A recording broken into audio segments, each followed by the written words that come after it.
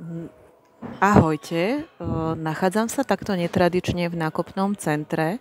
Chcela by som vám dneska ukázať, kde by ste si mohli kúpiť takéto košičky do teplovzdušnej fritézy. Sú určené priamo pre teplovzdušnú fritézu, ako vidíte nápis, ale nachádzame sa na Slovensku, takže určite si ich môžete aj pred Vianocami napríklad kúpiť. Najskôr poviem, že je to výrobok, ktorý sa používa napríklad na pečenie nejakého liatého cesta, ale aj na rôzne zapekané veci, kde by vám mohlo niečo vytiecť, napríklad francúzskych zemiakov zapekaných cestovín. Takže určite to vo vašej teplovzdušnej fritéze využijete a jeho výhoda je, že si nemusíte v podstate skladať papier na pečenie, ktorý tu taktiež inak majú, ale máte to hotovo takto pripravené. Cena týchto košičkov je euro 79, je ich tam 50 kusov a výrobcom je holandský výrobca. Sú už ošetrené nejakou neprilnavou vrstvou, takže uvádzajú, že by ste ich nemuseli už mastiť.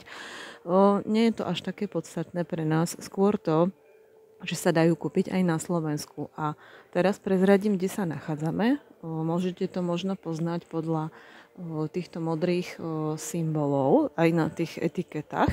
A je to obchod Action, tzv. Akción, ktorý sa nachádza už v podstate v každom väčšom meste. Takže tuto si môžete ten výrobok v podstate kúpiť a zjednodušiť si tak prácu s teplovzdušnou fritézou. Možno by som vám odporúčila, keďže používanie papiera na pečenie je oveľa lacnejšie, možno by som odporúčila, aby ste si tie košičky nechali naozaj len na také veci, ktoré vám vytekajú, alebo nejaké koláče, lebo ich cena je v prepočte oveľa vyššia a sú tiež balené v takomto hrubom plaste, takže to nepotešilo zrovna mňa, keďže som dosť ekologicky zameraná.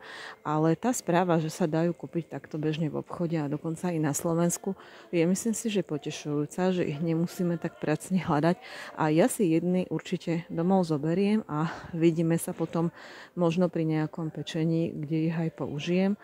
Tieto majú priemer 19,5 cm a za cenu euro 79 je ich tam 50 kusov.